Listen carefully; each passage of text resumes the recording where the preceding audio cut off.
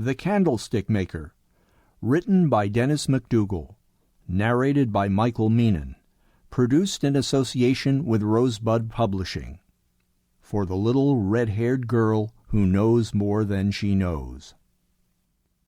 Ernie Brigham studied his reflection in the mirror. The tiny woman's slender fingers worked deftly, shearing away one side of the gray around his ears, then the other, all in a single graceful movement. Almost regulation Navy, he mused. Nothing like his hirsute youth when long hair defied all things military. She stepped backward. "You like?" He nodded. His mustache gave his face the look of a sad-eyed orangutan in bifocals. A mustache covered a multitude of insecurities. He remembered when first he grew it, as dark then as it was now silver. The thick line of fur was permanent, as certain a personal ID mark as the scar on his shoulder blade. She bent back into her work, attacking with scissors and comb. Brigham squinted at the fine print of her framed license above the mirror. Annie Pak. Probably Korean, but could be any of a number of Asian nationalities. Brigham bought his morning coffee from a Cambodian donut shop, serviced his Lexus at a Vietnamese-operated gas station, and lunched half the time on sashimi, Szechuan, pho, or Thai. Once home only to burgers or tacos, L.A. had evolved into a cosmopolis. He examined Annie Pak for crow's feet. She could be 30, she could be 60. To an aging round eye, she was as inscrutable as her temperament. As he climbed from the chair, Brigham said, "I knew a girl named Annie once." "A woman?" He pondered a moment before turning up his newly trimmed mustache into a smile. "A girl," he repeated. "It's coming up on the year of the rabbit, isn't it?" Her eyes lit up. "Yes, a lucky year." "But beware the luck, eh?" The crimson smear of her mouth revealed a toothy smile. "Yes," she giggled, "watch out." He tipped her $10 and pushed through the front door, recalling a less fortunate year, when he had far more hair and his mustache was as fine as a camel hair brush. The year of the monkey. Never so brave as a tiger in the year just past, or as tentative in his good fortune in the year of the rabbit to come, but as roguish and temperamental as all the other animals combined. As he guided his car into traffic, Brigham turned on the news. Associated Press is reporting 3 more deaths near the southern Afghani city of Kandahar this morning, including 1 U.S. soldier. Brigham switched to a classic rock station and caught Jim Morrison in mid-riff. "You know that I would be a liar if I was to say to you, girl, we couldn't get much higher." Brigham joined the chorus at the stoplight. "The time to hesitate is through." He turned the radio off and rode the rest of the way in silence. 6 years had passed since the last year of the monkey, the year of Brigham's divorce, the year everything went wrong, the year of reckoning. Brigham pulled into his parking slot, gathered up his briefs, motions, and file folders, and he hummed "Light My Fire" as he pushed through his office door. A black woman whose obvious bulk was shrouded by a great red and green cotton caftan sat in the reception area. "Mr. Brigham," said Linda, the bright young law student he'd recently hired as a secretary, "this is Miss Jones. She insisted on waiting to see you." He frowned at Linda, who had been instructed a dozen times to send walk-ins packing. Brigham's soft-touch reputation among thieves, meth dealers, drunk drivers, hookers, and the occasional innocent had made him a favorite of the newly accused. What he saw in Miss Jones was yet another aging, single welfare mom come to rescue her baby from yet another felony rap of which the youngster was totally innocent.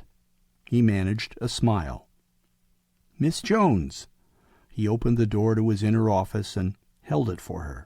She pushed herself to a standing position, then labored mightily to shuffle through the door. She gripped a handbag like a football beneath one arm, while arthritic hips aggravated each step, but she kept her head high. As she passed, they made eye contact. "Ernie Brigham," she said, That right?" Her eyes were determined, and she smelled of rosewater. Brigham smiled at her familiarity. A more businesslike earnest would prevent future billing problems. But her face was pained and pleading, and there was ineffable nobility about the woman which Brigham seldom saw among the disenfranchised heirs of LBJ's great society. "Sure," he said. "I am Samantha Jones," she said, offering her hand. He took it, expecting a flounder, but found a vice. "I am Wilson Jones's aunt." Brigham flushed. His hand remained paralyzed in her grip. "Jonesy?" he said. "We never called him that," she said. "Bashful," said Brigham. She smiled and relaxed her hand. "You knew him then?" "I did." "I have to sit."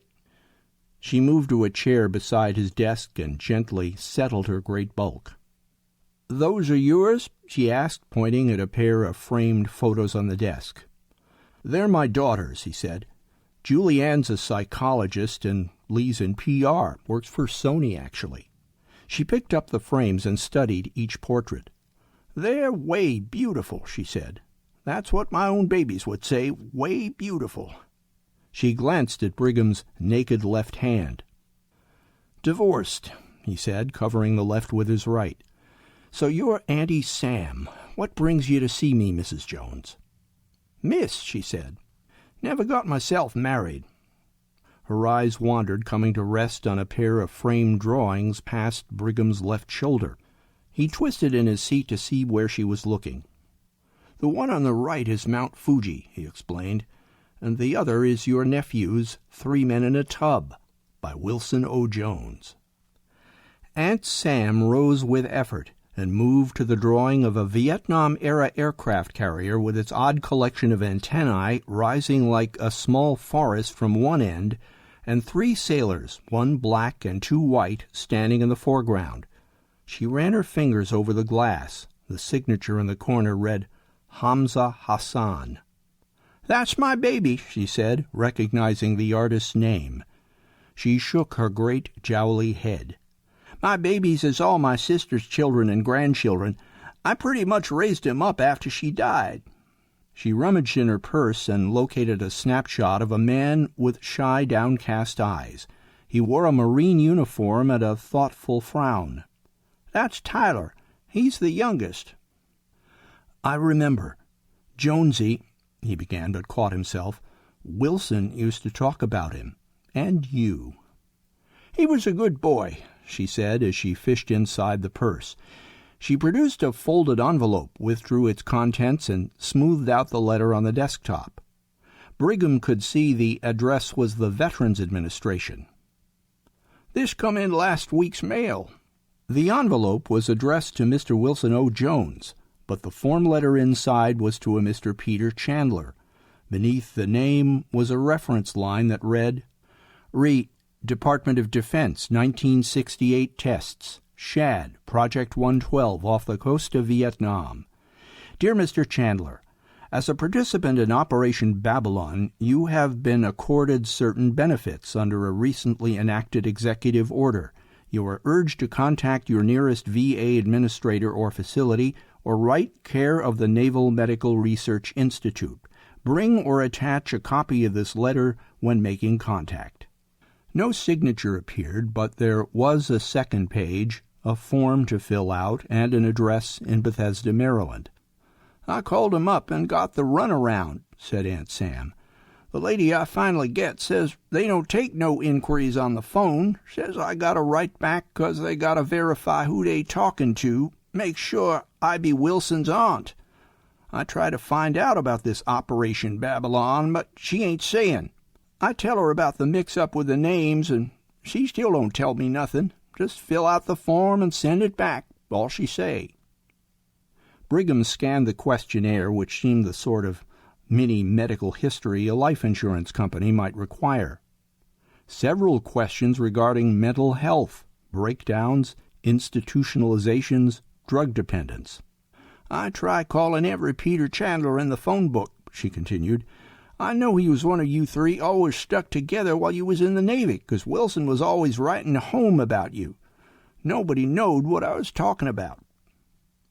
"Peter lives outside of Washington, D.C., said Brigham. "At least he did 5 years ago." It made little sense to give her the rest of the address. Even if Chandler were able to answer, it wouldn't be what she wanted to hear. "Well, I wouldn't pay it much mind, except I don't know what benefits they talking about," she said. "Lord knows we could use us some benefits. I checked Wilson's papers, and that service number and Social Security number that they print under Peter Chandler's name is sure enough Wilson's. So's the address. They come right to my house, maybe because I ain't never moved in 40 years, but how they got his name so wrong?" Brigham's brows narrowed. "I can't say," he lied. "I could look into it." Her face brightened. "Could you?" "Sure, no charge," he said. "Not for Auntie Sam." She beamed. "You a saint, Mr. Ernie Brigham," she said. "How's Tonette?" he asked. "She dead 10 years now." "I'm sorry," he said, and meant it. "How?" "Accident. She driving home from Water and Power where she working." "Jesus. Tonette. What about—" Auntie Sam smiled. "Little Ernie, he mine now. I told you all the babies gets to be mine sooner or after. All growed up, finished UCLA on a athlete scholarship. He a wrestler, you know. He the one tell me I need to come find you." Brigham began, and words failed him. He froze as if a witness in a murder trial when all his rehearsed sound bites fled and left him speechless before a jury of his peers. "You busy," said Aunt Sam, scribbling her phone number on a scrap of paper and struggling to her feet. "No, I just—" "It's all right," she said. "I know a man when he busy. You just call me when you find out something. That okay?" He nodded. Leaving the phone number and form letter at the edge of the desk, she helped herself to one of his business cards, then made a crescendo of thank yous as she backed out the door. Brigham meant to follow her, but found his legs no more functional than his tongue. After she'd left, he swiveled and stared for a long while at the painting of 3 men in a tub. He was unsure how much time had passed before his intercom burped. "Your 11 o'clock is here," said Linda. Brigham slapped the button. "Cancel," he said. He switched on his computer and Googled Operation Babylon.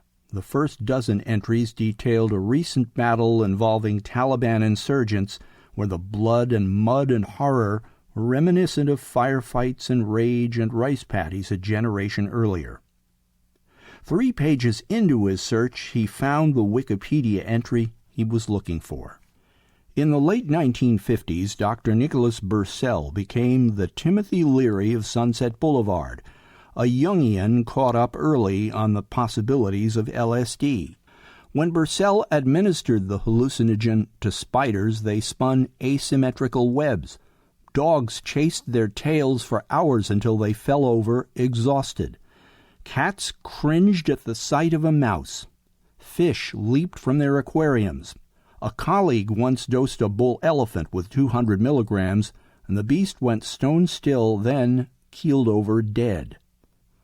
Bursell published his findings in medical journals, and in March of 1958 he received a call from the CIA. The military had been at work since World War II on a truth serum to extract information from enemy agents. At first known as Operation Chatter, "Babble on." Brigham smirked. "Clever." The more he read, the clearer it became. Operation Babylon was intended to extract state secrets from Bolsheviks. But LSD didn't work that way, so the government had a second request. Could a reservoir be dosed, reducing the population of entire cities to blithering psychotics, cringing at the sight of troops? Brigham scrolled further down to a declassified Operation Babylon memo, dated May 5, 1965. There is also the possibility of contaminating the water supply of a bomber base, or, more easily still, that of a battleship. Our current research strongly suggests that LSD-25 will produce hysteria, unaccountable laughing, anxiety, terror, and the consequences on a warship's crew would be severe. Brigham pushed back from his computer and stepped to his bookcase, removing a thin volume which he kept high above his law books, 3 shelves up. He leafed carefully through the U.S.S. Argosy 1968 cruise book. An array of unfamiliar brown faces grinned beneath a headline reading Steward's Division, followed by 3 pages of formal officers' headshots. They all had first names, too, which helped to soften their stiff poses, as well as Brigham's memories. The only uncredited photo in the entire book was back on page 39, and Brigham himself could not remember who took it. Slightly out of focus in their Donald Duck uniforms, all 3 leaned against the flimsy railing with a migraine sun and the South China Sea at their backs. There were no names, but Brigham didn't need any. From left to right he smiled upon the blissed-out faces. Before pulling a bottle of single malt from his bottom drawer, Brigham read aloud the nursery rhyme printed beneath the photo. Rub-a-dub-dub, 3 men in a tub, and who do you think they be? The butcher, the baker, the candlestickmaker, and all of them gone to sea. He filled his glass with 3 fingers and sipped it slow. It was not yet noon. Serious drinking usually began late, coinciding with his dark evening brood. Brigham tasted and swirled and shut his eyes. Today would be an exception.